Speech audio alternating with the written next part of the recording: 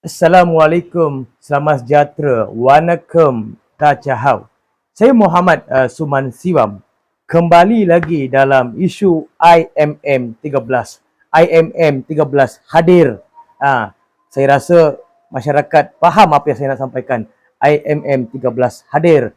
Ya, baru-baru ini ada seorang akak pelarian iaitu pemegang kad IMM 13 begitu bangga memiliki kad warga negara Malaysia. Jadi saya nak ucapkan terima kasih Kak. Kakak, saya tidak tahu apa nama kakak, tapi isu dah viral. Ya, dapat liputan daripada masyarakat, pandangan daripada masyarakat dan banyak tanda soal dengan apa yang akak kongsikan. Dan saya berterima kasih ke atas kebodohan akak dan akak buktikan apa yang JST Elysius selalu sebut. Ya, kalau kamu lahir di kandang lembu, takkan kamu mahu jadi lembu. Betul lah juga logik dia. Jadi apa yang saya nak sampaikan hari ini sekadar satu perkongsian perlembagaan persekutuan ya, perlembagaan persekutuan ya. Ini bukan ChatGPT ya, ini yang tertulis, apa yang tertulis ini yang saya sampaikan. Ya. Jadi bila katakan kewarganegaraan dicatatkan dalam perlembagaan di bahagian 3 iaitu dalam bab kewarganegaraan, bab 1 pemerolehan kewarganegaraan.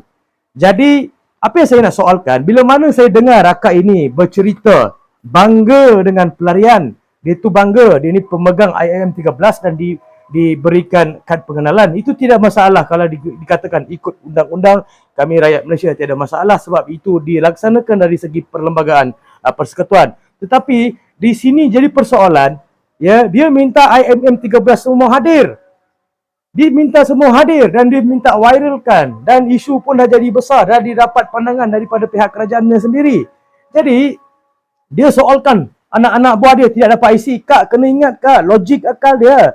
Logik akal seperti mana si JST bagi tahu, ya, kamu lahir di kandang lembu bukan kamu jadi lembu. Sama jugalah kamu lahir di Malaysia ataupun di Sabah, belum tentu kamu jadi rakyat Sabah ataupun rakyat Malaysia. Otomatik IMM 13 itu adalah kad pelarian. Dan saya nak tahu juga sebagai rakyat Malaysia, di manakah peruntukan IMM 13 untuk memohon kad pengenalan Malaysia? Tiada dalam perlembagaan. Tiada dalam perkara perlembagaan. Bermakna perkara itu salah apa yang akak buat. Kalau benda itu betul, kenapa perlu angkuh? Kenapa perlu riak? Inilah saya katakan, jangan bagi pelarian muka. Jangan bagi mereka kerakyatan. Bila bagi kerakyatan, inilah jadinya. Dia bawa lagi kaum kerabat dia untuk memohon IC dan identiti di Malaysia. Melainkan mereka pergi ambil permit di negara asal iaitu Filipin, ambil permit ataupun ambil pasport di negara mereka, ambil identiti di negara mereka, ambil kewarganegaraan Filipin dan dia datang ke Malaysia boleh mohon. Jadi apa yang saya nak orang faham, orang nak faham, rakyat Malaysia kena faham. Ini bukan cakap syok sendiri, bukan cakap guna ChatGPT. Di sini dalam perkara perlembagaan memang banyak tafsiran dia ya. Sebab saya nak bacakan itu mau dekat setengah jam baru boleh sampai habis semua saya ceritakan. Tapi saya ambil sedikit. Itu perkara 24, pelucutan kewarganegaraan kepada pemeroleh atau menggunakan kewarganegaraan asing. Itu dalam perkara 24. Ya. Jadi saya pun ada tengok banyak orang share akak tu punya tempat lahir di Shah Alam ke apa, saya tidak tahu pasti, tapi dia punya jiwa masih di Mindanao, di Filipin. Ya, itu salah satu. Tidak setia pada negara.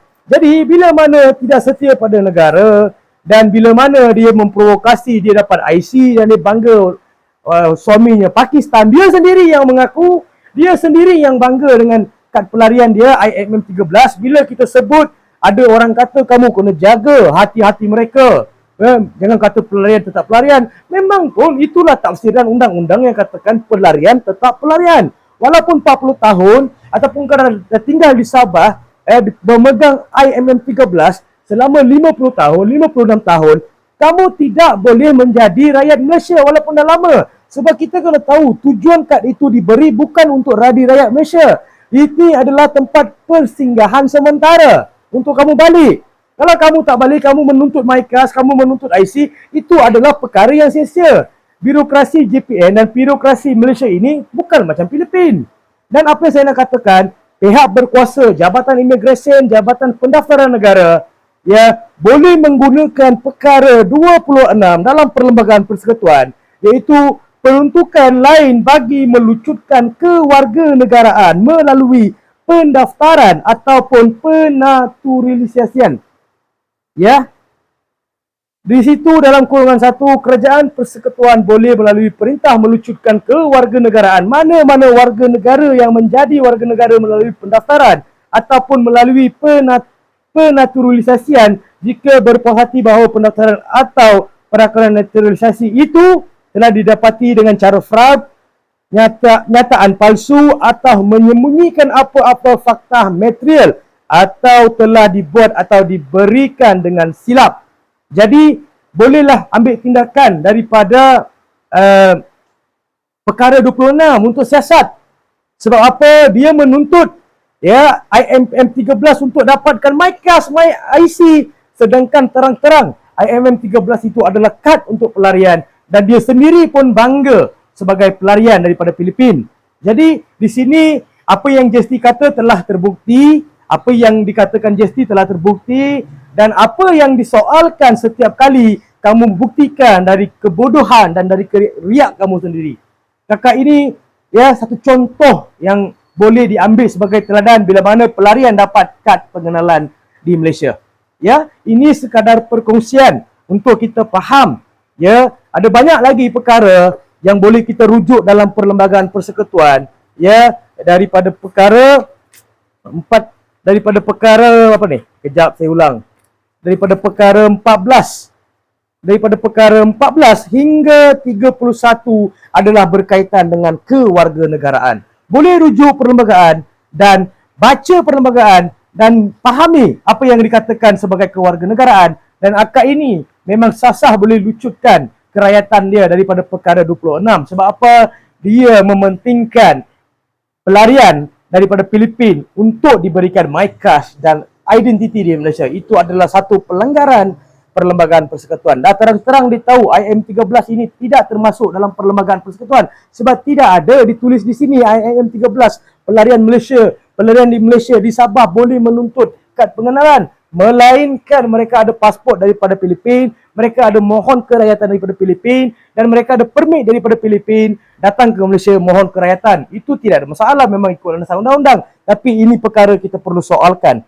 Di manakah birokrasi JPN dan imigresen berkesan, kita mahu melihat dan kita mahukan satu penjelasan daripada pihak berkuasa berkaitan isu yang dibangkitkan ini.